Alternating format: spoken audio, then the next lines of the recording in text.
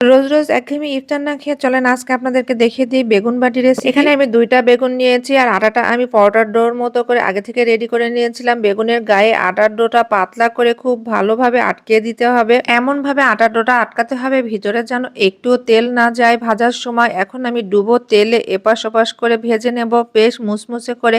আর এই পর্যায়ে চুলার আঁচটা কিন্তু একেবারে লোতে রাখতে হবে, তাহলে ভিতরে বেগুনটা সুন্দরভাবে সিদ্ধ হয়ে যাবে।